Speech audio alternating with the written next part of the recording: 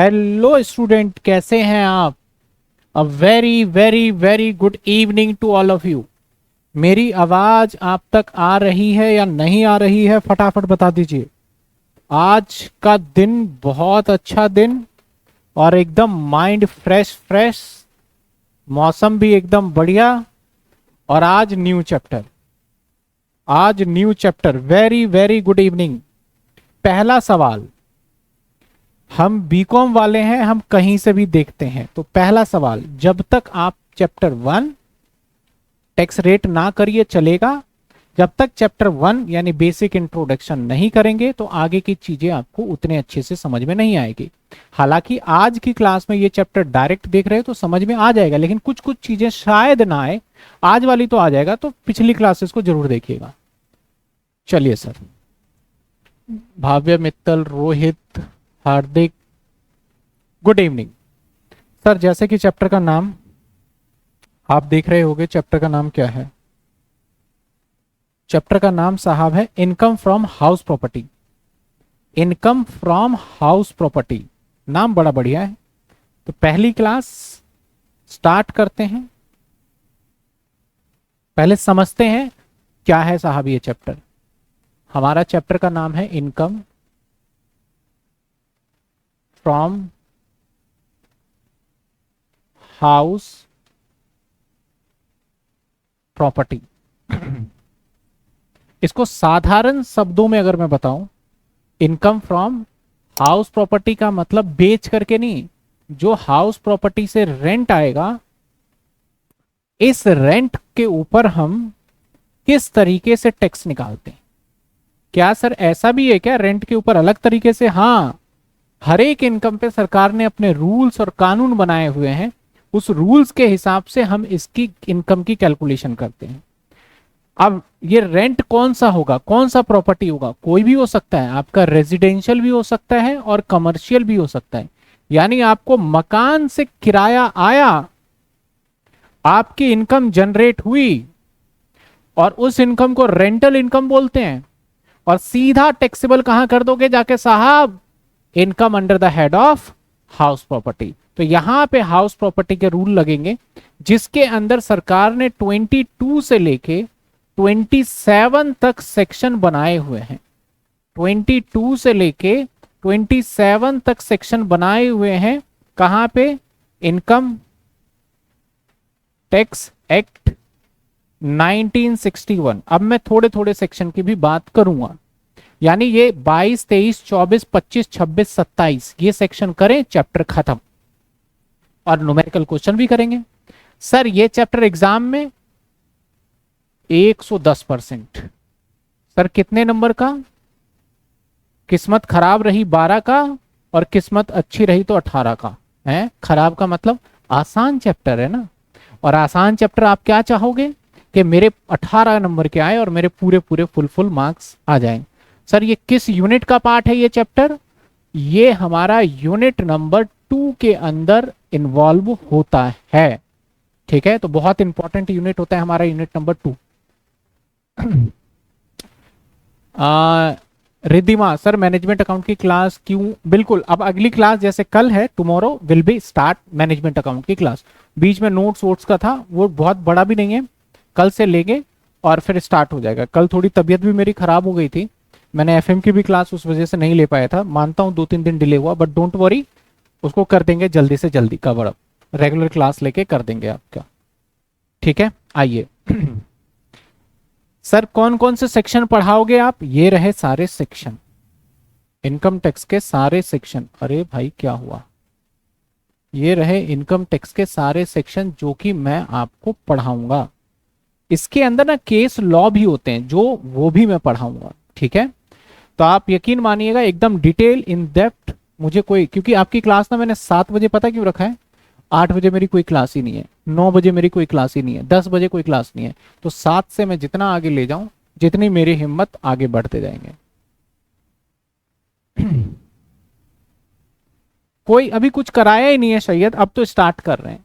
जो हमारा income from house property है, इसमें सेक्शन की बात करें तो सेक्शन हमारा 22, 23, 20 फिर से 3, ये 23 है, फिर 24 करेंगे, 23 एक और आगे आ गया, चलो 25, 25A, 26, ये सारे के सारे सेक्शन करने वाले हैं। आज सबसे पहला सेक्शन पूरा कवर कर लेंगे 22, कोशिश करेंगे 23 पे पहुंचे। तो 22 क्या कहता है सर? चार्जेबिलिटी। सेक्शन 22 क्या कहता है? चार्जेबिलिटी। मतलब ऐसा कैसे, आप कैसे पता करोगे कि इसके ऊपर आपको इनकम टैक्स देना है? सेक्शन 22 में पता चलेगा हाउस प्रॉपर्टी की बात। तो आइए सेक्शन 22 को पढ़ते हैं, और इसको जब तक एक एक वर्ड हमें समझ में नहीं आ जाएगा तब तक मैं आपको अच्छे से समझाने की कोशिश करूंगा सेक्शन 22 को। देखिए एक एक शब्द आना चाहिए। क्या कहता है सर? कहता है एनुअल वैल्यू। ओहो, पहला ही शब्द घुमाने वाला, एनुअल वैल्यू। ये क्या होता है? इसको समझने के लिए आपको सेक्शन 23 समझना होगा। The annual value of property consisting of any building. अब यहां आपको बिल्डिंग और लैंड का मतलब समझना होगा। अपर्टेंट यानी प्रॉपर्टी होना चाहिए और उस पे बिल्डिंग लैंड के ऊपर होना चाहिए। देयर टू विच एसएससी, एक नया वर्ड ये, हालांकि जिसने पहले क्लास ले रखा होगा उसे एसएससी का मतलब पता होगा। इज द ऑनर, एक और वर्ड आ गया, ऑनर का मतलब क्या है? Shall be subject to income tax under the head of income from house property. Sir कुछ समझ नहीं आया, एक एक वर्ड को समझते हैं। एनुअल वैल्यू बाद में बताएंगे, पहले प्रॉपर्टी को समझो। प्रॉपर्टी का मतलब क्या है? घर। प्रॉपर्टी का मतलब क्या है? घर। आप ये घर देख रहे हैं, इसे बोला जाएगा प्रॉपर्टी, इसे बोला जाएगा प्रॉपर्टी, है ना। आपका अगर ऐसे प्रॉपर्टी से जो घर है, अब अगर मान लेते हैं आपके पास एक जमीन है, ये लैंड का टुकड़ा है, जैसे भी बन गया ये लैंड का टुकड़ा है, इसके ऊपर कुछ नहीं बनाया है। तो आपने देखा होगा कई बार जमीन को भी हम किराए पे दे देते हैं। अब खेत मत समझना, खाली जमीन भी हमने दे दिया, मान लेते हैं टेंट लगाने के लिए दे दिया, शादी वगैरह में दे दिया मैंने। जब इस लैंड से रेंट आएगा तो क्या यहां पे घर बना हुआ है? सवाल है सर, नो। तो इससे जो भी इनकम जनरेट होगा रेंटल, उसको under the head of house property में टैक्सेबल नहीं करेंगे। उसको टैक्सेबल हम करेंगे कहां पे सर? उसको टैक्सेबल कहां पे करेंगे सर? इसको टैक्सेबल हम करने वाले हैं कहां पे? इसको टैक्सेबल करेंगे हम अदर सोर्स में। सब बातें करेंगे धीरे धीरे। यानी हाउस प्रॉपर्टी की इनकम टैक्सेबल होने के लिए ये मैंडेटरी है, ये बहुत जरूरी है कि आपके पास क्या होना चाहिए? एक घर होना चाहिए। यानी ये लैंड जो है, ये आप देख रहे हैं, ये घर है। इस घर से जब किराया आएगा, अगर मान लो ये घर हो ही नहीं, सिर्फ जमीन से किराया आ रहा है, तो वो हाउस प्रॉपर्टी में टैक्सेबल नहीं होगा। तो सबसे पहले आप समझिए। अच्छा, एक और एग्जांपल देखो। मान लो अब इसके ऊपर मैंने ये 4 दीवार, वैसे बना नहीं वॉल, चारों तरफ से बाउंड्री करा हुआ है। बाउंड्री समझते हो ना, चारों तरफ से बाउंड्री कर दिया। बाउंड्री करने के बाद अब आप देखो कि छत नहीं डाला उसके ऊपर, और जब मैंने बाउंड्री कर रखा है तभी किसी को मैंने दे दिया और वहां से मुझे किराया मिल रहा है, रेंट मिल रहा है, किराया मिल रहा है। तो क्या ये वाला जो रेंट है, क्या हाउस प्रॉपर्टी में टैक्सेबल होगा? हाउस प्रॉपर्टी में टैक्सेबल होगा? जवाब है नहीं सर, ये भी नहीं होगा। बोला गया लॉ के अंदर कि भैया आपके घर से किराया आना चाहिए। तो ये जो किराया आएगा कहां टैक्सेबल हो जाएगा? अदर सोर्स में आ जाएगा, अदर सोर्स में आ जाएगा। चलिए सर, तो ये आपका घर है, ये आपका घर है, इस घर से जो किराया आएगा उसको हम टैक्सेबल करेंगे। तो सर हमारे डेफिनेशन में सबसे पहला वर्ड प्रॉपर्टी, समझ में आया? प्रॉपर्टी कौन सा होगा? प्रॉपर्टी का मतलब घर। अब सर घर का किराए का मतलब क्या है? अभी आगे देखेंगे। आगे कहता है बिल्डिंग और land appurtenant thereof, appurtenant thereof. इस लाइन का मतलब क्या है साहब? इस लाइन का मतलब है ये घर है, अब ये रास्ता वगैरह जो है, क्या यहाँ पे बिल्डिंग बना हुआ है? नहीं बना हुआ है।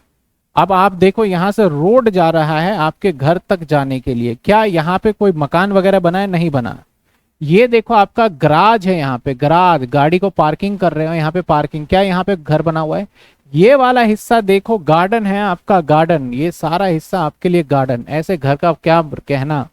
तो घर के साथ जितना एरिया अटैच्ड है, मैंने बोला भाई तेरा इस घर का जो रेंट है ना, वो मान लेते हैं कि 50,000 रुपए महीने का रेंट है।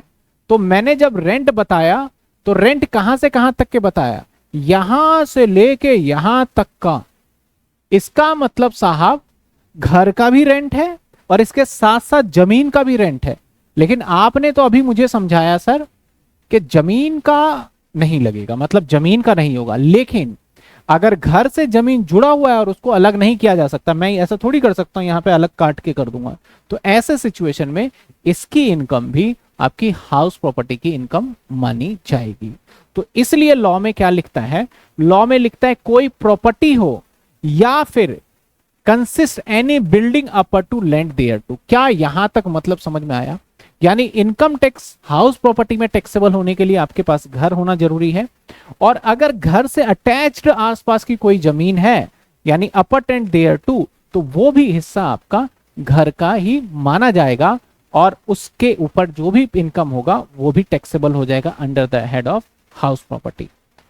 अब हाउस प्रॉपर्टी के इनकम पे कौन टैक्स देगा? विच द एसएससी, जो एसएससी है मतलब जिसे टैक्स देना है वो ऑनर होना चाहिए। एसएससी क्या होना चाहिए हमारा? ऑनर, यानी मकान मालिक होना जरूरी है हाउस प्रॉपर्टी की इनकम पे टैक्सेबल के लिए। अच्छा सर ऑनर, ऑनर की बात कर रहे हो? यानी ये देखो ये घर है आपका, ठीक है, और ये आप ऑनर हो और आपने इस घर के अंदर किसको रखा हुआ है? यहां पे रेंट पे दे रखा है, रेंटर रहते हैं, रेंट पे घर दे रखा है। तो जो रेंट पे दे रखा है इससे किराया, जो ये रेंटर आपको किराया देगा, जो आपको किराया देगा, तो आप कौन है इस घर के? आप इस घर के मालिक हो। तो आप इस घर के कौन हो साहब? आप इस घर के मालिक हो, आप इस घर के ऑनर हो। तो जो आपके हाथ में जाएगा आपको उसके ऊपर टैक्स देना पड़ेगा, आपको उसके ऊपर टैक्स देना पड़ेगा। जो किराया आया उसके ऊपर टैक्स देना होगा, और इस टैक्स के ऊपर कौन से हेड में टैक्सेबल होगा? हाउस प्रॉपर्टी में। यानी घर का ऑनर होना बहुत जरूरी है, सिर्फ किराया से मतलब नहीं है। एक एग्जांपल लो, देखो मान लेते हैं कि मिस्टर एक्स है, ये ऑनर है, इसने घर अपना किराए पे दे दिया मिस्टर वाई को, और मिस्टर वाई ने किराए पे दे दिया मिस्टर जेड को। सर ऐसा थोड़ी होता है? होता है भाई। आप पीजी में रहते हो, एक बंदा मेन बंदा था जिसने इस घर को ढूंढा, किराए पे रह रहा है, और पीजी वाला वाई बंदा इतना चालाक है, उसने जिस दोस्त को रखा था उसने बोला मैं भी गांव जा रहा हूं 2 महीने के लिए, 2 महीने का किराया तू मत दियो मकान मालिक को, पहले मुझे दियो किराया, मैं मकान मालिक से बात करूं, नहीं तो मकान मालिक भड़क जाएगा। और ये जो किराया लेता था मकान मालिक से, जो वाई था, मकान मालिक ने इसका किराया रखा हुआ था 5,000 महीने का। अपने दोस्त को बोला भाई मैं तो किराया देता हूं भाई 5500 रुपए, जेड को बोल दिया। अब किराया जो है जेड से कौन ले रहा है? जेड से कौन ले रहा है? जेड से वाई ले रहा है। तो वाई के हाथ में भी किराया आ रहा है, तो क्या ये मकान का मालिक है? जवाब नहीं। तो क्या ये भी जो किराया रिसीव कर रहा है, रेंट ले रहा है, क्या इसको हाउस प्रॉपर्टी में टैक्सेबल करेंगे? नहीं साहब, इसके पास जो रेंट आ रहा है ये हाउस प्रॉपर्टी में टैक्सेबल नहीं होगा, ये अदर सोर्स में टैक्सेबल हो जाएगा। ऐसे प्रोसेस को बोलते हैं सब लेट आउट। इसको क्या बोलते हैं? सब लेट आउट।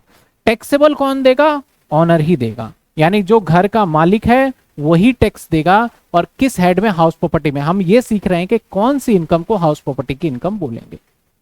यहां पे बात बार बार मैं कर रहा हूं ऑनर, बार बार मैं बात कर रहा हूं ऑनर की। आ जाइए पीछे, आ जाइए पीछे। अभी हम ऑनर पे ही और चर्चा करेंगे, ऑनर कौन होता है। क्या यहां तक समझ में आया कि हाउस प्रॉपर्टी की इनकम कौन सी इनकम होगी? सर हाउस प्रॉपर्टी की इनकम, सबसे पहली बात तो आपका रेंटल इनकम होना चाहिए। रेंटल इनकम किससे होना चाहिए? घर से होना चाहिए, सिर्फ लैंड से नहीं होगा। हाँ, लेकिन लैंड से घर अटैच्ड है तो फिर पूरे का ही रेंटल इनकम हाउस प्रॉपर्टी में चले जाएगा। और आपको ऑनर होना चाहिए, तब आपकी इनकम हाउस प्रॉपर्टी में टैक्सेबल होगा। अगर आप ऑनर ही नहीं हो और रेंट ले भी रहे हो तो आपके इनकम पे हाउस प्रॉपर्टी टैक्सेबल नहीं माना जाएगा। अच्छा, चलिए सर, अब बात कर लेते हैं हम ऑनर की। हम बात कर लेते हैं किसकी? ऑनर की। हम बात कर लेते हैं सर ऑनरशिप ऑफ प्रॉपर्टी की। ऑनरशिप ऑफ प्रॉपर्टी के अब ऑनर दो तरीके के होते हैं। ये कॉन्सेप्ट पता है क्यों आया ऑनर दो तरीके के?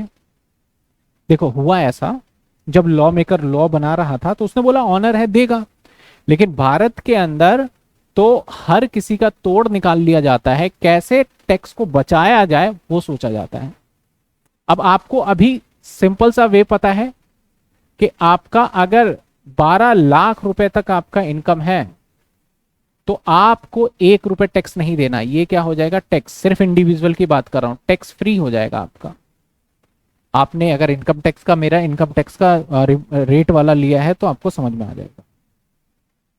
अच्छा सर, अगर आपने मान लिया जाए मिस्टर एक्स है,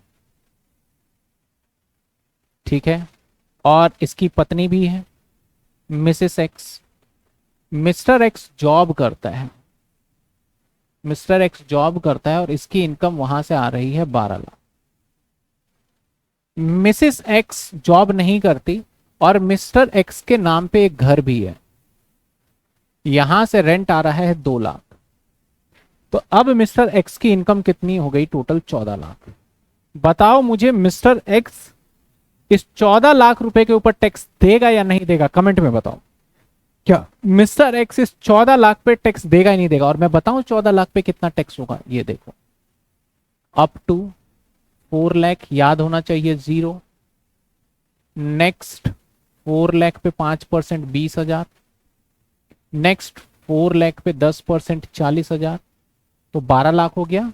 अब बचे 2 लाख। नेक्स्ट 2 लाख के ऊपर 15% 30,000, तो टोटल टैक्स देना पड़ेगा 60 और 30 90,000, और इसके ऊपर 4% 3600 रुपए, तो टोटल सरकार को देना पड़ेगा 93,600।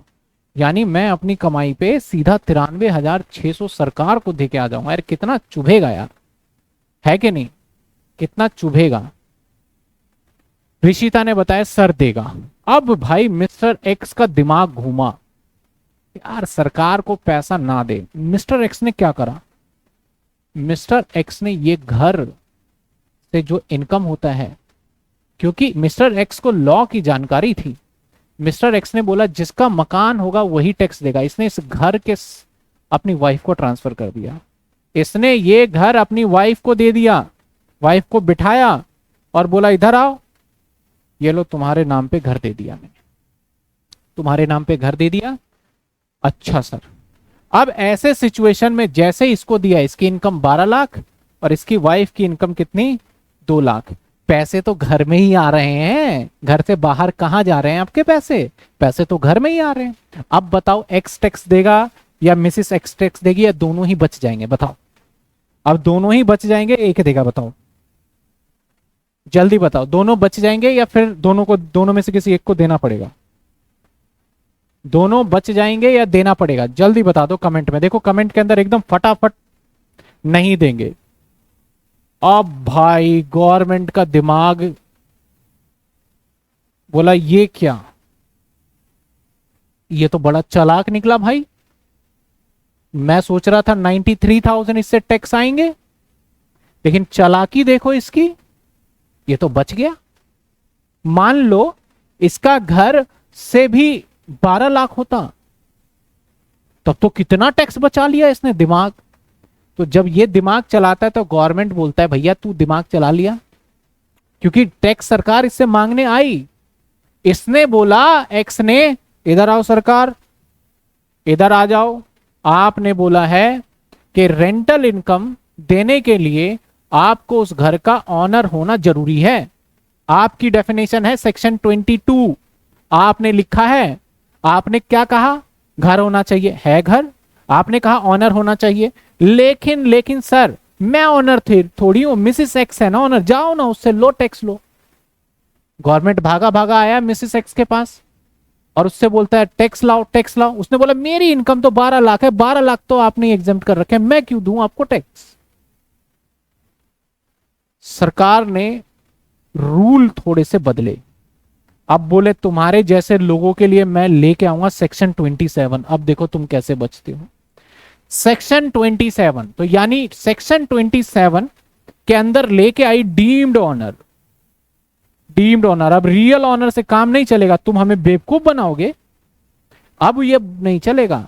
हम एक सेक्शन लाएंगे 27 में और इसमें बात लिखी सरकार ने, ये लिखा कि अगर किसी हस्बैंड ने अपनी वाइफ को घर दिया है और इस वाइफ से पैसे ही नहीं लिए हैं या इनएडुकेट कंसिडरेशन लिया है, तो ऐसे सिचुएशन में इस घर का मालिक भले ही इसकी वाइफ है, लेकिन इनकम मानी जाएगी इसकी और इसी को टैक्स देना पड़ेगा। भूल जाएंगे कि आप ऑनर नहीं हो, लेकिन हम आपको एक ऑनर बढ़िया वाला बनाएंगे। कौन सा ऑनर? Deemed honour. यानी आप इस घर का मालिक अपने आप को मानो अथवा मत मानो, हम तो मान के आपसे टैक्स ले लेंगे। ये नियम लेके आया। यानी सर हमारे ऑनर कौन से होते हैं? एक होता है रियल ऑनर, एक कौन सा होता है? Real owner. ये तो आप सबको पता है, जिसके आपके मम्मी पापा के, जिसके, क्योंकि अभी तो आपके नाम पे घर नहीं होगा, हो सकता है किसी बच्चे के नाम पे हो भी, तो रियल ऑनर। और एक होता है हमारा कौन सा owner? DMMED, deemed owner. Deemed owner. Sir ये बात कहां लिखी है? डीम्ड ऑनर लिखा हुआ है हमारे सेक्शन नंबर 27 में, सेक्शन नंबर 27 में। तो अब हम लगे हाथ पहले 27 निपटा ले। तो जब हम सेक्शन को स्टार्ट कर रहे थे तो मैंने क्या कहा था, आज 22 करेंगे, 22 ही समझा रहा हूं, लेकिन 22 तब तक समझ में नहीं आएगा जब तक 27 नहीं समझाऊंगा, है ना, बीच बीच में आ जाता है ना। तो 27 आ जाइए सर। अब हमें समझना होगा डीम्ड ऑनर। ऐसे कौन कौन से लोगों ने टैक्स चुराने के बहाने निकाले, ऐसे कौन कौन से तरकीब निकाले और जो बोले हाय मैं ऑनर नहीं हूं, मैं ऑनर नहीं हूं भाई, मैं टैक्स नहीं दूंगा। सरकार ने बोला सेक्शन के अंदर डालो, इसे ऑनर बनाओ और इससे टैक्स लो। जहां दिखता है कि टैक्स की चोरी हो रही है, सरकार तुरंत कानून ले आता है और उससे बचने नहीं देता। डीम्ड ऑनर के अंदर सबसे पहला आया, सबसे पहला कौन आया सर? डीम्ड ऑनर में देखा जाए तो सबसे पहले आएगा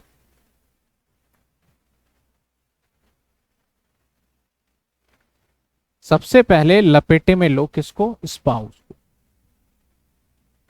सबसे पहले बताओ स्पाउस। देखो स्पाउस। अब सर ये एक नया वर्ड सीखा आपने, देखा स्पाउस, बहुत बच्चों को तो पता होगा, जिसको नहीं पता मैं बता दूं।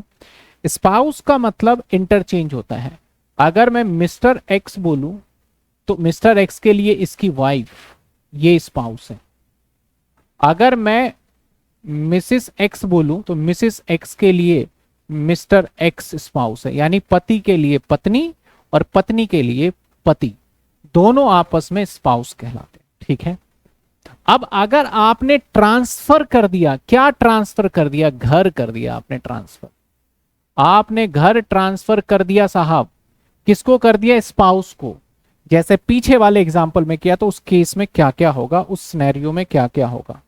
चलो सर मैं समझाता हूं। ये आप देख रहे हो रोहित प्रिया निवास। अब भाई मुझे तो नहीं पता ये कहां के लोग हैं, मैंने तो इसको इमेज बना के और इमेज उठाया हुआ है।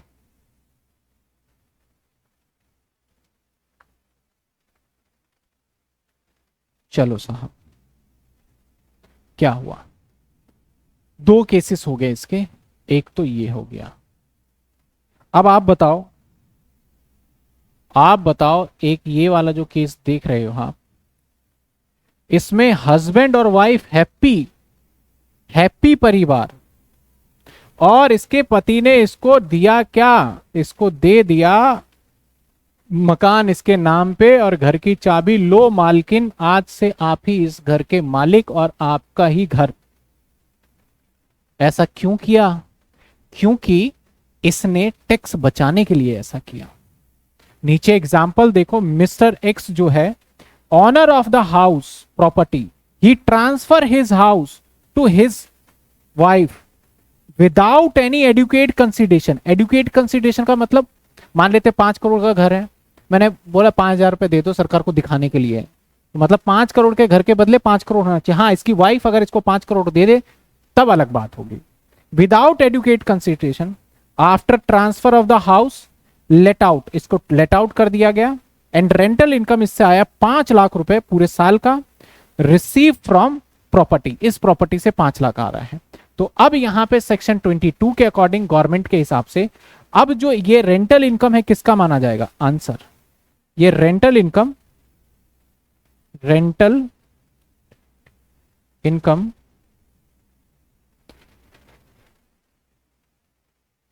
Should be mister x income, not Mrs x income. समझ में आई बात आपको? पहले आप इधर वाले पोर्शन को देखो, क्या बात समझ में आया कि पति ने अपनी पत्नी को घर दे दिया और विदाउट एडुकेशन कंसिडरेशन के हिसाब से, तो उस सिचुएशन में उससे जो भी रेंट मिलेगा वो रेंट उसकी पत्नी ऑनर है तब भी उसकी पत्नी का नहीं माना जाएगा, वो रेंट किसका माना जाएगा? उसके हस्बैंड के ही इनकम में क्लब कर दिया जाएगा, मतलब जोड़ के, और फिर सरकार बोलेगी कि टैक्स को निकालो। क्या ये बात समझ में आई? इतनी सी आपको समझ में आया?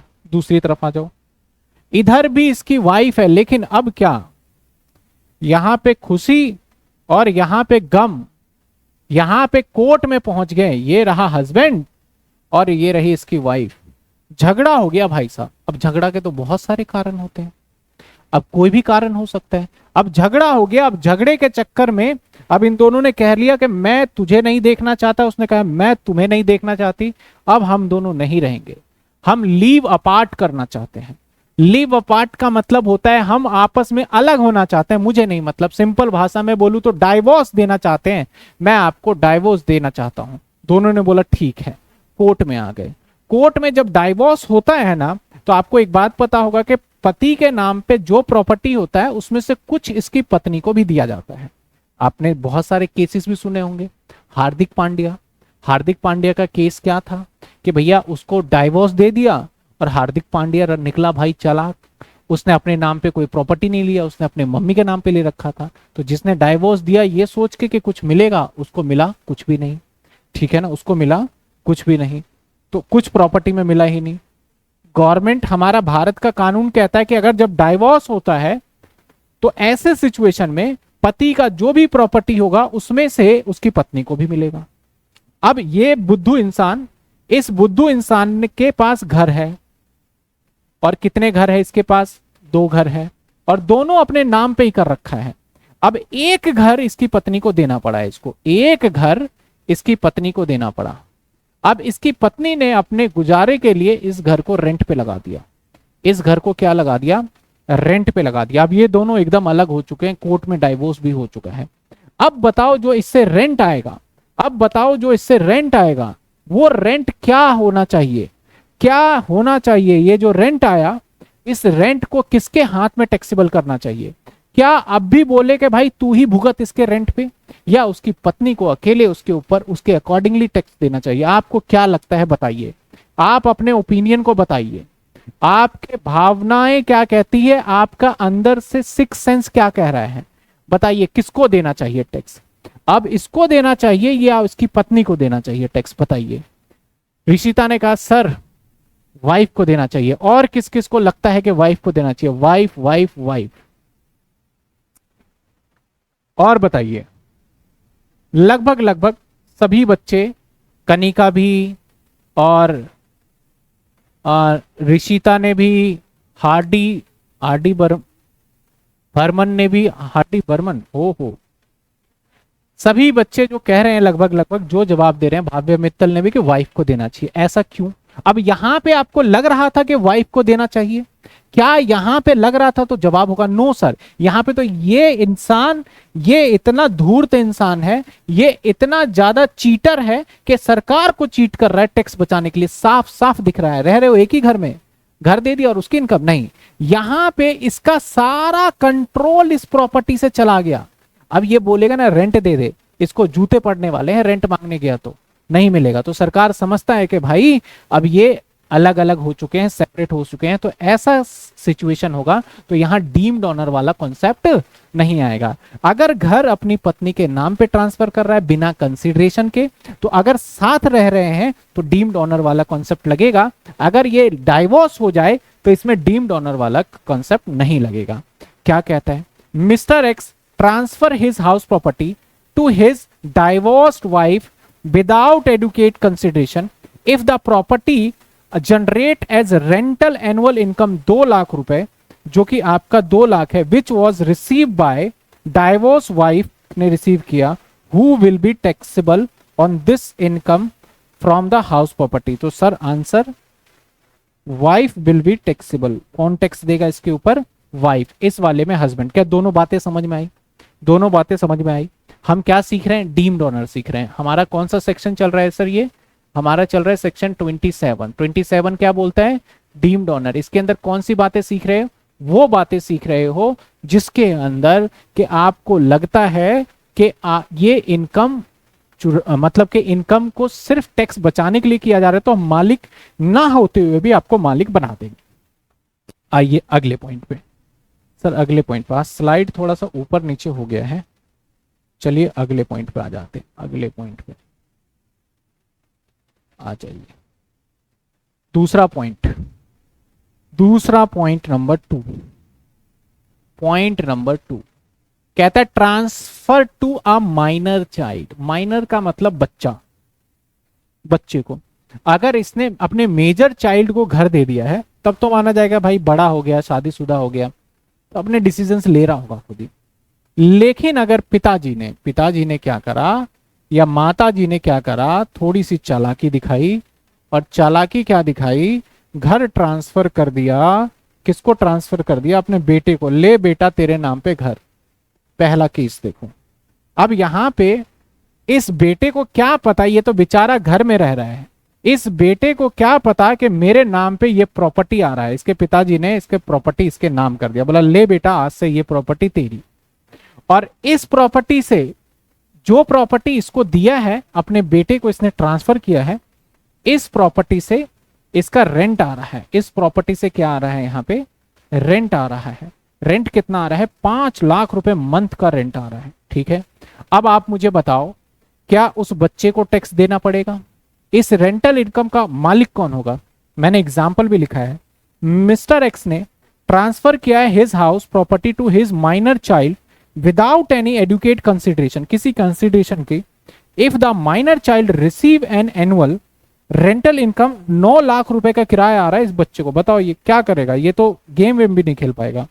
From his property who will be taxable income under the income from house property. बताओ कौन देगा टैक्सेबल? आपका मन क्या कहता है, क्योंकि कानून भी मन के हिसाब से बनता है।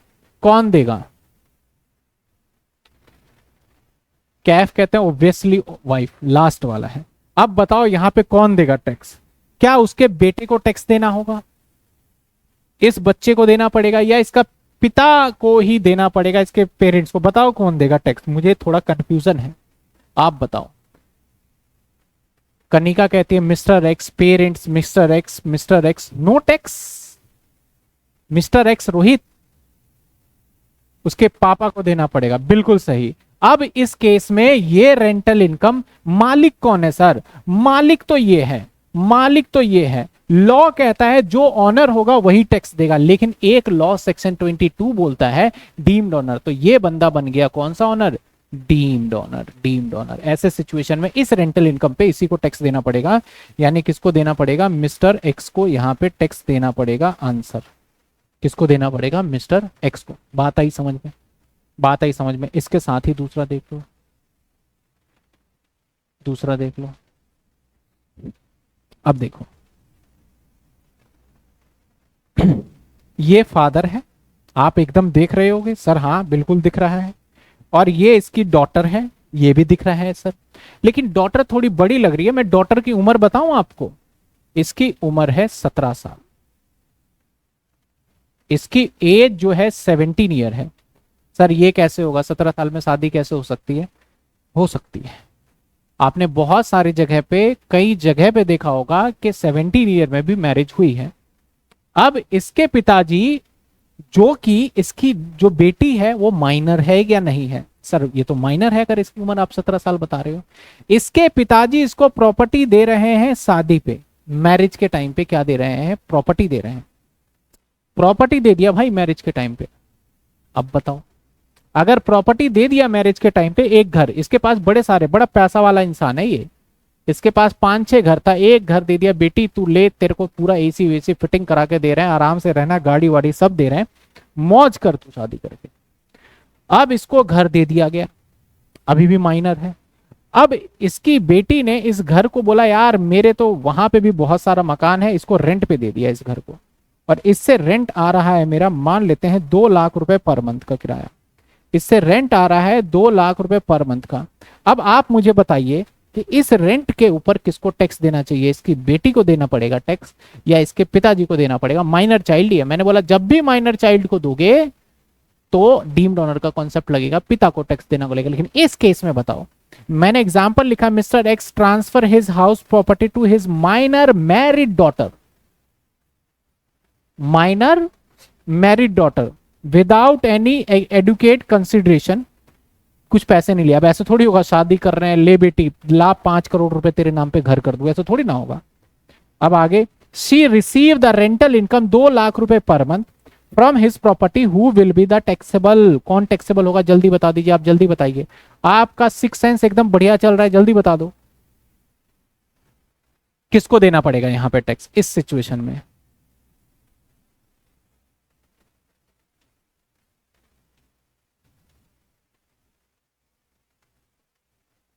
बाल विवाह का केस हो जाएगा। इनकम टैक्स बोलते हैं, इनकम टैक्स का कानून बोलता है तुम जुआ खेल लो, जुआ समझते हो, ताश खेल लो, हमें 30% दे दो, हम कुछ नहीं बोलेंगे, सब लीगल है। तभी तो बैटिंग ऐप को इसने 30% 40% लेके कर दिया।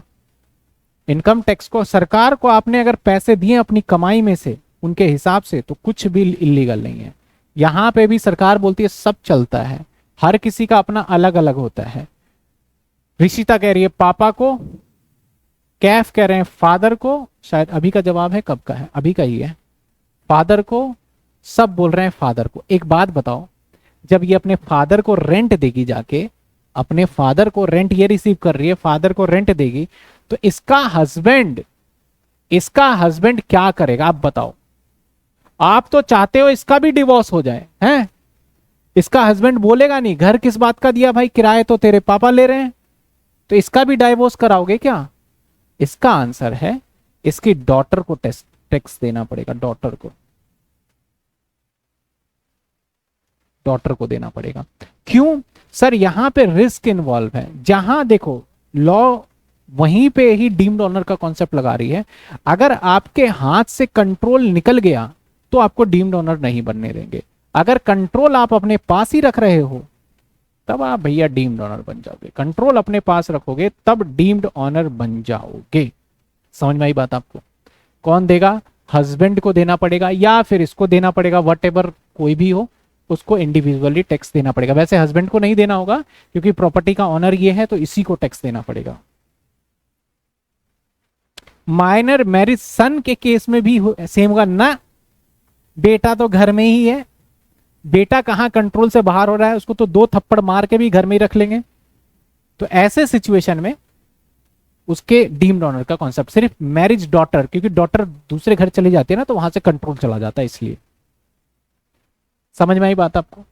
अभी हमने 2 केस कर लिया, एक करा transfer of property to spouse. अच्छा एक बात बताओ, एक क्वेश्चन मैं बोलता हूं, मेरे को बताना क्या होगा, बताना मुझे। मिस्टर एक्स, मिस्टर एक्स, अब इसकी शादी होने वाली है, इसकी एक गर्लफ्रेंड से, इसकी एक गर्लफ्रेंड है और उस गर्लफ्रेंड का नाम है मिस पी। अब इससे शादी होने वाली है। अब शादी होने के केस में मिस्टर एक्स बहुत खुश है, भाई अब तो मेरी शादी हो जाएगी। अभी एक केस भी सुना था, पता नहीं एक कोई केरल का कोई बिजनेसमैन था, उसके साथ हुआ था केस, मैं देख रहा था ऐसे। तो मिस्टर एक्स खुश है कि अब मेरी शादी होगी। अब इनकी एंगेजमेंट भी हो गई, मतलब रिंग सेरेमनी, एंगेजमेंट एंगेजमेंट सब हो गई, अभी शादी नहीं हुआ है। अब मिस्टर एक्स इतना खुश था, इसने एक 5 करोड़ रुपए का घर, 5 करोड़ रुपए का घर शादी से पहले ही विश्वास नाम कर दिया। 5 करोड़ का घर अपनी गर्लफ्रेंड के नाम कर दिया। अभी बीवी तो मैं बोलूंगा नहीं भाई, जब तक शादी नहीं हो जाती तब तक तो बीवी नहीं बोलूंगा। अपने गर्लफ्रेंड के नाम कर दिया। अब भाई गर्लफ्रेंड के नाम किया। अब आप भी समझ सकते हो क्या किया होगा गर्लफ्रेंड ने। इस गर्लफ्रेंड ने क्या किया होगा, इस गर्लफ्रेंड ने इस घर को लेके 9 2 11, घर को लेके क्या हो जाएगी ये 9 2 11। ऐसा हो सकता है, वैसे भगवान ना करे ऐसा हो, लेकिन ऐसा हो सकता है। तो मेरा सवाल ये है कि अब इस घर के ऊपर, इस घर के ऊपर कौन टैक्स देगा। इस घर से जो रेंट आएगा, हु विल बी पे टैक्स, किसको देना पड़ेगा। अब देख लो, आप जल्दी बताओ। मैंने बताया इसकी गर्लफ्रेंड का नियत खराब हुआ, ये गायब। अब ये कोर्ट में जाके बोलेगा हाँ मैं तो उससे मतलब कि उससे मेरी मैरिज होने वाली थी, मैंने इसलिए घर नाम कर दिया। जज साहब 2 जूते मारेगा उसको, बोलेगा भाई शादी तो नहीं हुई थी ना, तूने प्रॉपर्टी उसके नाम पे कर रखा है ना, उसकी मालकिन वो है, तो उसे छीन नहीं सकता। ना ना ना ना ना ऋषिता, मिस्टर एक्स को नहीं देना पड़ेगा इस केस में जब तक शादी नहीं हो जाती। अब मान लो ये लेके भाग जाए प्रॉपर्टी को, मिस्टर एक्स क्या बिगाड़ लेगा, क्या बिगाड़ लेगा, कोर्ट में जाएगा, कोर्ट में तो उसके नाम पे प्रॉपर्टी है, कोर्ट में क्या प्रूफ करेगा। चाहे तुमने फ्री में ही दिया हो तो दिया क्यों। तो यहां पे प्रूफ करना मुश्किल है और यहां पे दिक्कत होगा। अभी सुना था ना एक बिजनेसमैन था शायद, और उसको धक्का दे दिया था कहीं पहाड़ पे जाके, पहाड़ पे ले गए या कहाँ ले गए नहीं ले गए भगवान जाने। उसकी शादी होने वाली थी, सब कुछ डील डन हो गया था, उसे धक्का दे दिया। वहां पे तो खैर ये केस नहीं था, वहां पे मैटर कुछ और ही था। तो ऐसे सिचुएशन में अब इस केस के अंदर टैक्स रेंट पे इसकी गर्लफ्रेंड को ही देना पड़ेगा, इसकी गर्लफ्रेंड को देना पड़ेगा। देखो इनकम टैक्स के अंदर एक्सेप्शन केसेस बहुत सारी हो जाती है, तो कई जगह पे जज का जजमेंट काम आता है। ये कानून में सारी चीजें लिखी नहीं होती है, लेकिन वहां पे जजमेंट और कॉमन सेंस इनकम टैक्स करता है। सर गर्लफ्रेंड को भी तो देना पड़ेगा, गर्लफ्रेंड को ही देना पड़ेगा। हाँ ऋषिता ने सही बोला कि गर्लफ्रेंड को देना पड़ेगा, गर्लफ्रेंड को देना पड़ेगा, कंट्रोल उसके पास है, बिल्कुल सही। तो यहाँ पे गर्लफ्रेंड को देना पड़ेगा। तो मैरिज और engagement both are different thing, इस बात को ध्यान रखिएगा। चलिए सर, अब माइनर चाइल्ड वाला भी आपको समझा दिया। हाँ सर समझा दिया माइनर चाइल्ड वाला। 2 केस हो गए हैं, तीसरे केस पे आ जाते हैं, तीसरे केस पे आ जाते हैं। अरे यार आज की स्लाइड थोड़ी ऊपर नीचे कर दी इन्होंने। तीसरे केस पे आ जाते हैं।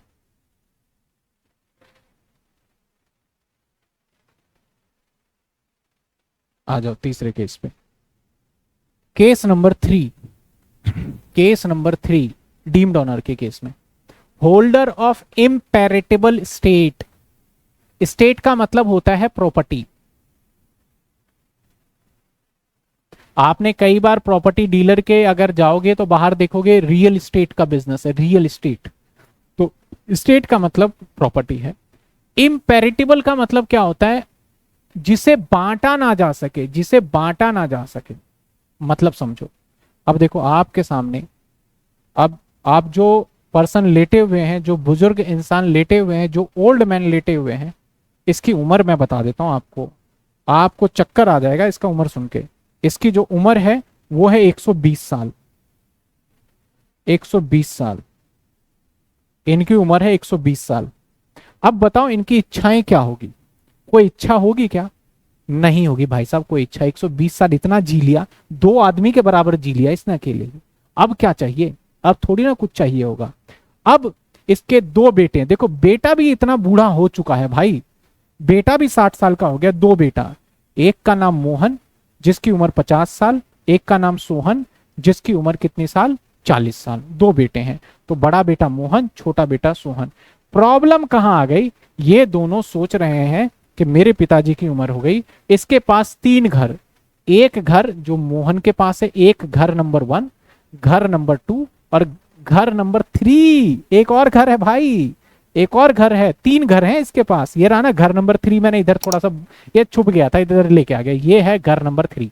ठीक है, अब 2 घर 3 लोगों में बांटना है, 2 घर 3 लोगों में, ये तो बड़ा मुश्किल वाली बात हो गई।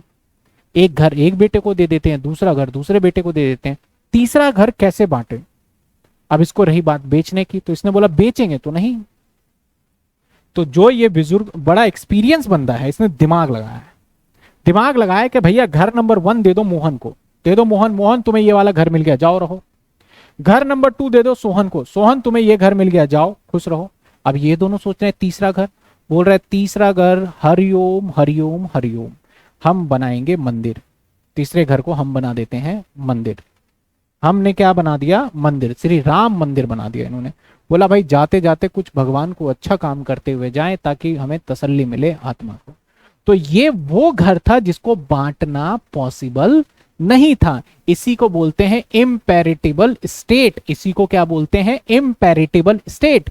वो घर जिसका बंटवारा ना हो सके उसको इम्पेरिटेबल स्टेट बोलते हैं।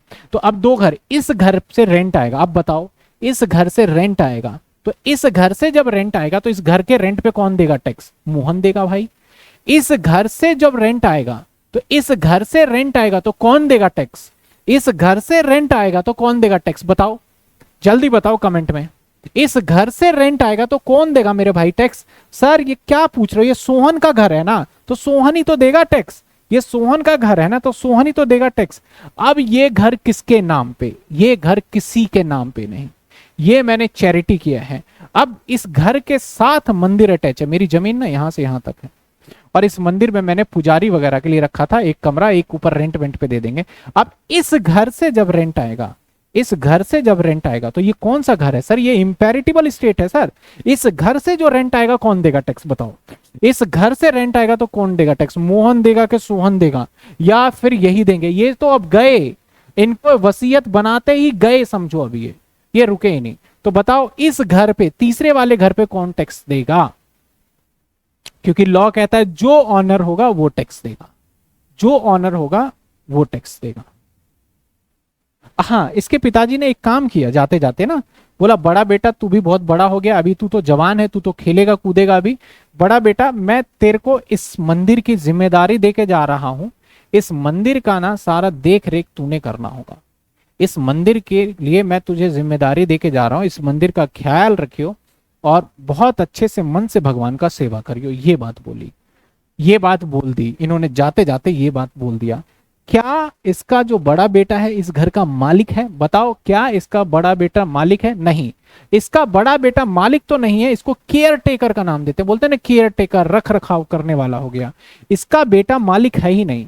लॉ सेक्शन 22 कहता है कि भैया जब तक आप मालिक नहीं होगे आपका रेंटल नहीं होगा। लेकिन सर लॉ तो 22 ये कहता है, लेकिन 27 एक और बात कहता है कि डीम्ड ओनरशिप वाले को फंस जाएगा।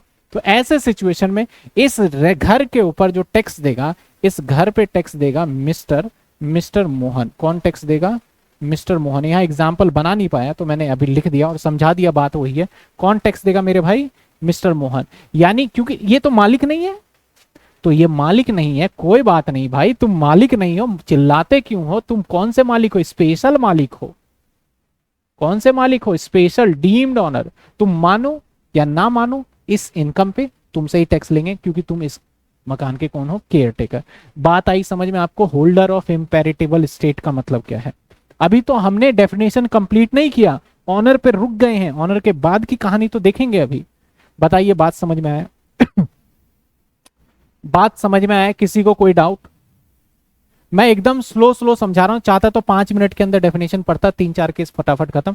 लेकिन चीजें जब आपको याद रहेगी ना, नए इनकम टैक्स में भी ये सब चीजें बदली नहीं है, वही है चीजें, बस वहां पे सेक्शन बदल गया है चीजें वही। जब आप आगे चल के पढ़ोगे तो सारी चीजें मेमोराइज रहेगी। मैं समय इसलिए ले रहा हूं आपके साथ पढ़ाने के लिए, क्योंकि आपको बाद में ये चीजें याद रहेंगी, रिवीजन के टाइम पे भी और इन फ्यूचर लॉन्ग टाइम पे भी याद रहेगी कि इसका मतलब ये होता है। लॉ के अंदर मीनिंग समझना बड़ा मुश्किल होता है, इसलिए तोड़ तोड़ के समझाना पड़ता है। आइए सर अगले पे चलते हैं, अगले पे चलते हैं। अब इमेज हमने जनरेट नहीं किया तो फिर क्या किया सर आपने, इसको डिलीट ही कर देते हैं, बड़ा परेशान कर रहा है ये। तुम भी डिलीट हो जाओ, तुम भी डिलीट हो जाओ, तुम भी बीच बीच में आ रहे हो, हटाओ, आ जाओ। पॉइंट नंबर 4 यहां पे मैंने बनाया नहीं इमेज, टाइम नहीं मिल पाया, थोड़ा टाइम टेकिंग प्रोसेस होता है। हालांकि चैट जीपीटी से बना लेते हैं लेकिन इतने सारे कॉम्प्लिकेशन आते हैं, लेकिन फिर भी चलो हमारे पास मार्कर है और इससे बना सकते हैं।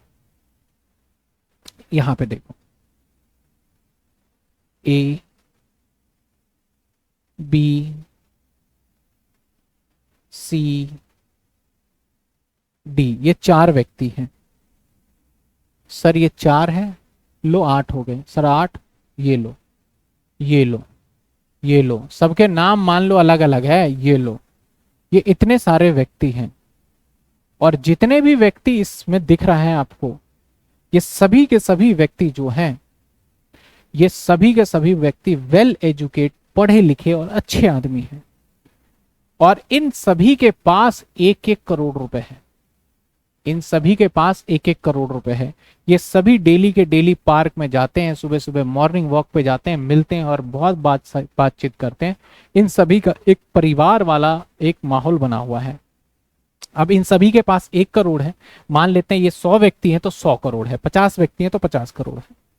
अब ये सोच रहे हैं कि यार हम सब एक ही साथ रहेंगे तो मजा आएगा, हम दूर दूर से आते हैं, अभी रहते हैं, हमें एक ही साथ रहना चाहिए। अभी कोई किराए पे रह रहा है, कोई कैसे रह रहा है, एक ही साथ रहेंगे तो मजा आ जाएगा। यानी एक ऐसा जगह जहां पे हम एक साथ रह ले। एक मुझे इसी को पढ़ाते पढ़ाते याद आ गया, एक नाटक था, सीरियल था जो सब टीवी पे आता था, तारक, अभी भी आता होगा शायद, अब तो भैया चैनल के नाम भी लोग, नए बच्चों को तो कहाँ पता होगा चैनल के नाम भी, सब टीवी पे तारक मेहता का उल्टा चश्मा। उसमें भी क्या था, पूरा पारिवारिक चीजें हुआ करती थी, एक कम्युनिटी था और वो उस एरिया में सब उसी सोसाइटी के लोग रहते थे और वहां पे सभी जब त्योहार में आपस में मिला जुला करते हैं, वहां रहने में मजा होता, बहुत मजा आता है क्योंकि सब एक दूसरे से जानते हैं, फैमिलियर रहते हैं, तो मतलब आप बोर नहीं होते वहां पे, सबसे मेन चीज है। लेकिन आजकल तो सभी अपने अपने में रहते हैं, बात अलग है। तो अब इनके पास पैसा है, ये जाएगी गवर्नमेंट के पास, बोलेंगे भैया हम सब एक ही जगह रहना चाहते हैं, तो एक ही जगह एक बार में तो मकान मिलेगा नहीं, इनको नहीं मिलेगा। ये गवर्नमेंट के पास गए, गवर्नमेंट को बोला भैया हम सब आपको वोट देते हैं, हमारी मदद करो, हम फ्री में मदद मांगने नहीं आएंगे, हमारे पास पैसा है, हम तुम्हें पैसा देंगे। आपके पास कोई जमीन है, कोई लैंड है तो मुझे दो, कोई लैंड है तो मुझे दो। इसमें से ना 1-2 बंदे इसके मेन पर्सन होंगे, मुखिया बोल लो जिनको, या मेन पर्सन बोल लो होंगे, बोलेंगे मुझे जमीन दे दो कहीं पे, आप, मैं पैसा पूरे दूंगा, 1 रुपए कम नहीं, पूरे पैसे दूंगा। हालांकि ये सस्ता दे देती है गवर्नमेंट जनरली। गवर्नमेंट ने देखा कहाँ है कहाँ है कहाँ है कहाँ है, सबको बुलाया, पूछा पूछा, मिल गया, एक जमीन मिल गया, दिल्ली से थोड़ा दूर, मान लेते हैं कि हरियाणा में मिल गया। बोला ये जमीन का टुकड़ा है, रहोगे, एक साथ आपको दे रहे हैं। बोला हाँ हाँ रह लेंगे। अब इस जमीन के ऊपर इन्होंने क्या करा, बिल्डिंग बनाया, इन्होंने बिल्डिंग बनाया और इस जमीन की बोला रजिस्ट्री करो। तो भाई इस जमीन के किसके नाम पे रजिस्ट्री करें, रजिस्ट्री में क्या सबके नाम लिख दें? नहीं सर नहीं, सबके नाम नहीं रखे जाएंगे। इस जमीन के ऊपर एक आप सोसाइटी बनाओ और सोसाइटी का नाम कुछ भी रख दो, मान लेते हैं जनता, जनता सोसाइटी। तो जनता सोसाइटी के नाम को रजिस्टर कराओ और इस नाम पे हम आपको जमीन ट्रांसफर कर रहे हैं और आप सभी से पैसे लेके और गवर्नमेंट को पैसे दे दो। तो समझ में आया, ये पूरे का पूरा जमीन किसके नाम पे लिया, जनता सोसाइटी। जनता सोसाइटी क्या है, एक लीगल हमने अलग तरीके से एंटिटी तैयार कर लिया। अब यहाँ पे बिल्डिंग बनाएंगे, बहुत जितने लोग हैं उसके हिसाब से कमरे बन जाएंगे, बिल्डिंग, प्लेग्राउंड सब कुछ बना लेंगे अंदर, इतना बड़ा लैंड लिया है। अब हर किसी को हम एक फ्लैट दे देंगे, इसके अंदर हर किसी को एक फ्लैट दे देंगे, जो जो जैसे जैसे रह रहा है एक एक फ्लैट हर किसी को दे देंगे। जब एक एक फ्लैट हर किसी को देंगे तो उसके पास उसका मालिकाना हक नहीं होगा, उसको सिर्फ और सिर्फ उस घर का नंबर मिलता है, टोकन नंबर टाइप का होता है। तो इसको ये घर दे दिया, एक को ये घर दे दिया, एक को उसके नीचे ये, जैसे जैसे पर्ची निकली लॉटरी सिस्टम के हिसाब से ऊपर नीचे, नहीं तो ऐसे तो दिक्कत हो जाएगी। तो लॉटरी सिस्टम से बोला जिस जिसको जो जो रूम का नंबर निकल गया, मैंने मान लो यहाँ पे 100 नंबर लिख दिए, किसी को 5 नंबर मिला, किसी को 6 नंबर, किसी को 80 नंबर, किसी को 90, जो फ्लोर मिला रह गया। बोला बहुत बढ़िया, मजा आ गया। अब क्या बताओ, ये जो बंदे हैं इस घर के मालिक हैं, इनके नाम पे रजिस्ट्री है क्या? तो जवाब सर इनके नाम पे रजिस्ट्री नहीं है, रजिस्ट्री तो जनता सोसाइटी के नाम पे है। तो ये जो बन गया हमारा, ये बन गया cooperate society, member of cooperative society. ऐसे चीजों को कोऑपरेटिव सोसाइटी कहते हैं। तो ये जो मेंबर भले मालिक नहीं है, अब इनमें से कुछ लोगों ने अपना घर रेंट पे दे दिया, कुछ लोगों ने अपना घर रेंट पे दे दिया, तो जब रेंटल इनकम आएगा, मान लो इसके पास रेंट का दिया, तो रेंटल इनकम आया, तो इससे सरकार ने पूछा भाई तू टैक्स दे इस पे। उसने बोला कैसा टैक्स? 22, मैं तो ऑनर हूं ही नहीं इस घर का, इस पूरे मकान का ऑनर तो जनता सोसाइटी है। उसने बोला रुक जा 22, मैं तेरे को बताऊं 27, 27 में डीम्ड ऑनर के हिसाब से तू ही ऑनर है और तुझे ही इस पे टैक्स देना पड़ेगा रेंटल इनकम पे। तो पॉइंट नंबर 4 बोलता है मेंबर ऑफ कोऑपरेटिव सोसाइटी के अंदर कि आपको ही टैक्स देना पड़ेगा एज अ डीम्ड ऑनर मानते हुए। क्या बात समझ में आई कोऑपरेटिव ऑफ मेंबर सोसाइटी की? कोऑपरेटिव ऑफ मेंबर सोसाइटी की बात समझ में आ गई आपको? बताइए सर, आ गई आपको बात समझ में? Cooperative of member society, cooperative of cooperative society, member of cooperative society, बात आ गई। ये मेंबर बनते हैं, यहाँ पे ऑनर नहीं बनते, क्या बनते हैं? मेंबर, टोकन नंबर टाइप का मिलता है इनको, ठीक है ना। चलो सर, 4 के बाद point number 5, 5 point, total 6 point है डीम्ड ऑनर में। Position, possession of property, possession of, आजकल ना रेखा गुप्ता ना क्या बात कर रही है, देखिए रेखा गुप्ता जी ने हमारे दिल्ली के मुख्यमंत्री ने क्या कहा? मुख्यमंत्री ने कहा कि जिन लोगों के प्रॉपर्टी रजिस्ट्री नहीं है उनके सबके घर तोड़ देंगे, सबके घर हम तोड़ देंगे। अब जब ढूंढा कितने लोगों के रजिस्ट्री नहीं है, तो 1700 कॉलोनी निकली, 1700 कॉलोनी निकली, 1700 घर नहीं, पूरे पूरे कॉलोनी जो रजिस्ट्री नहीं है। अब बोल रही है ये सब तोड़ देंगे हम, तो अब समझो कितना ज्यादा होगा। बोला इसको रजिस्ट्री करा लो जल्दी से जल्दी। सर यहां पे क्या मतलब है? यानी कई बार प्रॉपर्टी जो होता है ना, वो आपका जीपीए बोलते हैं इसको, power of attorney, journal power of attorney, journal power of attorney होता क्या है नॉर्मली? अब मिस्टर एक्स है, मिस्टर एक्स है, ठीक है, और इसने मिस्टर वाई, इसने एक प्रॉपर्टी का पेपर बनाया, रजिस्ट्री नहीं कराया, एक स्टैम्प पेपर लिया और स्टैम्प पेपर पे लिख दिया इस प्रॉपर्टी का सारा मालिकाना हक इसको दे दिया जाता है। लेकिन ऑनर जो इस मकान का है ना, रियल ऑनर जिसके नाम पे रजिस्ट्री होता है वही होता है। लेकिन इसने एक पावर ऑफ अटर्नी बना दिया और बोला सारा राइट्स किसको दे दिया गया? मिस्टर वाई को दे दिया गया। क्या मिस्टर वाई इस घर का ऑनर है? जवाब नहीं है, लेकिन मिस्टर वाई का सारा कंट्रोल इस घर के ऊपर है। तो ऐसे सिचुएशन में जब भी इससे रेंटल इनकम आएगा, जब भी इस घर से रेंटल इनकम आएगा, उस रेंटल इनकम पे कौन टैक्स देगा? भाई साहब उस रेंटल इनकम पे मिस्टर वाई टैक्स देगा और वाई को ही टैक्स देना होगा। ये नहीं कह सकता मेरे नाम पे घर नहीं है। अगर इसके नाम पे पावर ऑफ अटर्नी भी है, यानी पोसेशन ऑफ प्रॉपर्टी, प्रॉपर्टी को पोसेशन मतलब अपने पास रखने का पूरा अधिकार है, तो ऐसे सिचुएशन में भाई साहब आपको ही टैक्स देना पड़ेगा। जिसने ट्रांसफर किया उसको टैक्स नहीं देना पड़ेगा, जिसको मिला है ट्रांसफरी को उसको टैक्स देना पड़ेगा। अच्छा, ट्रांसफर का मतलब जो देता है, ट्रांसफरी मतलब जो लेता है, ठीक है ना। बात समझ में आया? मेंबर ऑफ सॉरी, यहां पे क्या था? Possession of the property, possession of the property मतलब पावर ऑफ अटॉर्नी की बात हो रही है यहां, पावर ऑफ अटॉर्नी, क्योंकि प्रॉपर्टी एक्ट के हिसाब से वैलिड है। बहुत जगह अभी चल रहा है और बहुत जगह है भी, इस तरीके से ही प्रॉपर्टी बेचा जाता है। क्यों इस तरीके से बेचा जाता है? इसमें हाउस टैक्स बच जाता है और नॉर्मल हाउस टैक्स मतलब कि रजिस्ट्री टैक्स बच जाता है और बहुत सारे पैसे भी बच जाते हैं कैपिटल गेन के, इसलिए लोग बात करते हैं। चलिए सर 5, लास्ट छठा, 6 भाई 6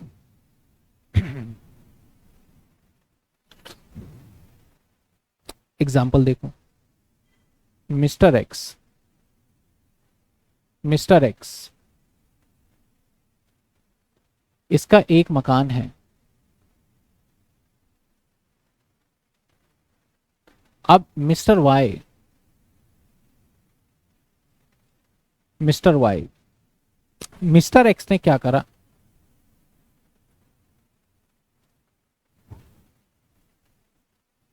मिस्टर एक्स ने क्या करा? ये प्रॉपर्टी, घर जो है, होम जो है, हाउस जो है, मिस्टर वाई को दे दिया रेंट पे। रेंट पे ना देके मैं कहूं ना लीज पे दे दिया। सर रेंट और लीज में क्या फर्क है? दोनों लगभग सेम होता है। रेंट 11, 12, 1 साल, 1.5 साल के लिए होता है। लीज थोड़ा लंबे समय के लिए होता है। आप बैंक वगैरह को देखोगे ना, तो बैंक इतने दिन से किराए पे ही रहते हैं, वो लीज पे लेते हैं मेनली। तो लीज पे, तो इसको लीज पे दिया यानी किराए पे ही दिया, लेकिन भाई 15 साल के लिए किराए पे दे दिया, और आज ही सारा टर्म्स एंड कंडीशन डिसाइड हो गया। जैसे जहां मैं रह रहा हूं शकुरपुर में, इसको सरकार ने 99 साल के लीज पे यहां के लोगों को दे रखा है। 99 ईयर के बाद बोलेगी तुम खाली करो और जाओ यहां से, या फिर बोलेगी भैया इतने लोग बस गए हैं तो ऑनरशिप दे देगी। तो डिपेंड करता है। तो बहुत सारे सरकार जो छोटे छोटे अनऑथराइज कॉलोनी है, जिसको ऑथराइज किया गया उसको लीज पे दे देती है फिर वो। तो लीज पे दे दिया। अब भाई इसने इस पे 10 साल, 15 साल, 10 साल, 15 साल के लिए दे दिया। ये 5 साल तो इसमें रहा। अब लीज के अंदर ऐसा भी होता है कि भैया तुम मुझे अगर वापस दोगे ना, तो मेरा जो भी रेंट का नुकसान होगा सारा ले लेंगे तुमसे हम। तो ऐसे सिचुएशन में ये बेचारा बोलता है क्या यार उसके घर को खाली करूं, मैं कर तो सकता नहीं। इसने ये घर किराए पे दे दिया। किसको दे दिया? मिस्टर जेड को किराए पे दे दिया भाई। इस वाई की है, देखो कितना हिम्मत वाला इंसान है। वाई ने इस घर को जेड पे ले लिया, खुद तो किराएदार है और तू किराए पे चढ़ा रहा है जेड को। हाँ भाई दे दिया। अब ऐसे सिचुएशन में कुछ यहां से रेंट इसके पास से रेंट इसके पास आ रहा है, और इसके पास से इसके पास रेंट आ रहा है।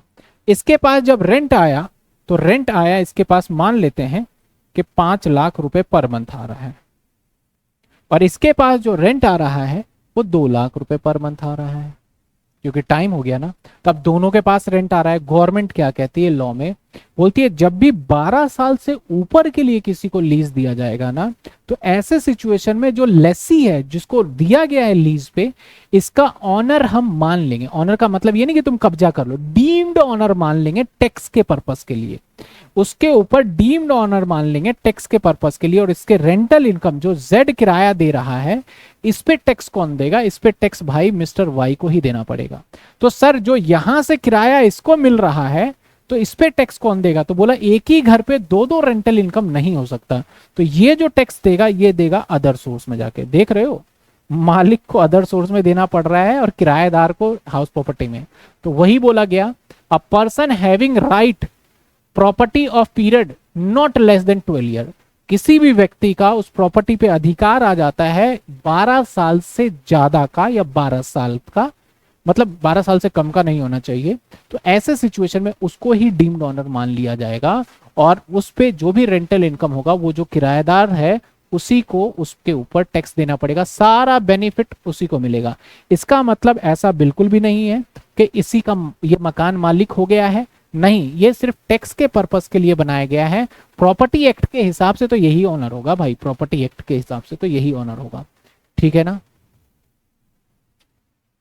सर? एक बार ये वाला पॉइंट बता दीजिए, ये वाला पॉइंट कह रहे हैं। तो यहां पे डीम्ड ऑनर का केस नंबर 6, मैं 6 के 6 केसेस बता देता हूं कौन कौन से हैं। 6 के 6 केस बता देता हूं। तो ऑनर मैंने कितने टाइप के बताए भाई साहब? ऑनर मैंने कितने टाइप के बताए? मैंने ऑनर बताए 2 टाइप का, 2 टाइप का ऑनर बताया। पहला कौन सा बताया सर? पहला एक हमारा रियल ऑनर जिसके नाम पे प्रॉपर्टी है। दूसरा कौन सा था सर? डीम्ड ऑनर जिसके नाम पे प्रॉपर्टी नहीं है। डीम्ड ऑनर की बात करें तो डीम्ड ऑनर में सबसे पहले अगर आपने प्रॉपर्टी ट्रांसफर किया है, किसके नाम पे प्रॉपर्टी ट्रांसफर किया है? स्पाउस के नाम पे। स्पाउस के नाम पे अगर प्रॉपर्टी ट्रांसफर किया है तो देखा जाएगा कि आपने कोई कंसिडरेशन लिया है नहीं। अगर विदाउट एडिक्वेट कंसिडरेशन करते हो अपने वाइफ के नाम पे, तब तो भैया टैक्सेबल ट्रांसफर का होगा, ना कि ट्रांसफरी का। अगर आपने डिवोर्स के टाइम पे ट्रांसफर किया है तो उसकी वाइफ ही टैक्स भरेगी, उसका हस्बैंड के अंदर क्लब नहीं होगा। अगर आप क्या करते हो सर, अगर आपने क्या किया कि अपनी गर्लफ्रेंड को प्रॉपर्टी ट्रांसफर कर दिया, तो ऐसे सिचुएशन में गर्लफ्रेंड अलग टैक्स देगी। पॉइंट नंबर दूसरा आ जाता है हमारा ट्रांसफर टू माइनर चाइल्ड। अगर माइनर चाइल्ड को अपनी प्रॉपर्टी ट्रांसफर करते हो और वो अगर सन है और शादी नहीं हुई है, तो ऐसे सिचुएशन में इसका भी कौन मालिक माना जाएगा? मिस्टर जो ट्रांसफरर है उसके फादर माने जाएंगे। लेकिन अगर माइनर डॉटर मैरिज हो चुकी है उसको करोगे तो उसकी डॉटर को अलग टैक्स देना होगा, उसके फादर को अलग टैक्स देना होगा, उसके फादर के ऊपर इसकी कोई रिस्पॉन्सिबिलिटी नहीं आएगी। इसके बाद देखा जाए हमारा तीसरा पॉइंट। तीसरा पॉइंट कौन सा है? होल्डर ऑफ इम्पेरिटिबल एस्टेट, जिसके अंदर जिस घर का बंटवारा नहीं हो पाया तो जो उस घर का केयर टेकर होगा, ऑनर ना होते हुए भी उसको डीम्ड ऑनर मार के उससे टैक्स ले लिया जाएगा। इसके बाद मेंबर ऑफ कोऑपरेटिव सोसाइटी का मतलब है जब कभी भी आप अपने घर को कोई भी सोसाइटी में लेते हो तो वहां पे आप उस घर के ऑनर नहीं होते, उस घर का सिर्फ मेंबर बनते हो, तो ऑनर तो हो ही नहीं। तो सेक्शन 22 कहता है ऑनर बनोगे तभी टैक्स दोगे, लेकिन सेक्शन 22 यहाँ एक्टिवेट हो जाता है और वो कहता है मेरे भाई तू घर का मालिक नहीं है, कोई बात नहीं, इसमें डीम्ड ऑनर मान के तेरे से ही टैक्स ले लेंगे हाउस प्रॉपर्टी के इनकम पे। इसके बाद हमारा क्या आता है सर, आपका जो कि प्रॉपर्टी का पोजीशन है पावर ऑफ अटर्नी। तो उस केस में जिसके नाम पे पावर ऑफ अटर्नी है वही उस घर का रियल ऑनर माना जाएगा और उस घर पे वही इनकम पे टैक्स देगा, ना कि जिसने दिया है वो देगा। लास्ट क्या था सर, लास्ट हमारा आता है सर यहाँ पे कि अगर कोई व्यक्ति हमारा 12 साल से ऊपर के लिए किराए पे लीज पे दे देता है, तो ऐसे सिचुएशन में जिसने लीज पे लिया है वही उस प्रॉपर्टी का ऑनर माना जाएगा और वही सारा का सारा टैक्स देगा। वो बिल्कुल भी टैक्स नहीं देगा जो कि इसका रियल ऑनर है। रियल ऑनर के पास जो रेंट आएगा वो अदर सोर्स में टैक्सेबल हो जाएगा। क्लियर हो गया यहां तक? ये पूरे के पूरे हमारे कितने पॉइंट थे सर? 6 पॉइंट थे। पॉइंट नंबर 3 में अगर चैरिटी में दे दिया है तो टेम्पल ऑनर, तो फिर अगर चैरिटी में दे दिया तो चैरिटी जिसको पास गया है उसका भी कोई ना कोई केयर टेकर होगा, वो उसके रेंटल इनकम होगा तो टैक्स देगा उस केस में। बताइए समझ में आ गया? तो अभी हमने अगर देखो तो हमने क्या सीखा सर? ऑनर।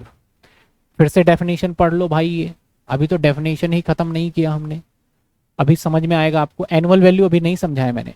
कहता है प्रॉपर्टी कंसिस्टिंग बिल्डिंग लैंड, अगर हाउस प्रॉपर्टी में चार्जेबल यानी हाउस प्रॉपर्टी में टैक्सेबल करना है तो आपके पास बिल्डिंग होना चाहिए, अपर एंड डेयर ऑफ होना चाहिए। SSC should be owner, SSC को क्या होना पड़ेगा? Owner. Shall be subject to income tax under the income of house property. अगर आप चाहते हो कि आपका रेंटल इनकम हाउस प्रॉपर्टी में टैक्सेबल हो तो ये सारी कंडीशन पूरी करनी पड़ेगी। लेकिन आपके हाउस प्रॉपर्टी में टैक्सेबल कब होगा? उसके अंदर से कुछ चीजें माइनस करने को दिया जाएगा। डिडक्शन अंडर सेक्शन 24 के अंदर स्टैंडर्ड डिडक्शन है और साथ के साथ एक इंटरेस्ट का डिडक्शन है जिसको माइनस करने दिया जाता है। तो जब हम न्यूमेरिकल करेंगे तो हमें समझ में आएगा। तो अगर आपको हाउस प्रॉपर्टी का टैक्स देना है तो ये डिडक्शन देना। Provide such property any portion of property, अगर तो आपने ऐसा किया कि प्रॉपर्टी का कोई भी पोर्शन यूज करता है SSC for the purpose of business and profession carried by him, जो कि उसी के द्वारा चलाया जाता है, विच चार्जेबल टू इनकम टैक्स, वो चार्जेबल होगा इनकम टैक्स के अंदर, विच नॉट होना चाहिए, carried on him profit which is chargeable income tax under the head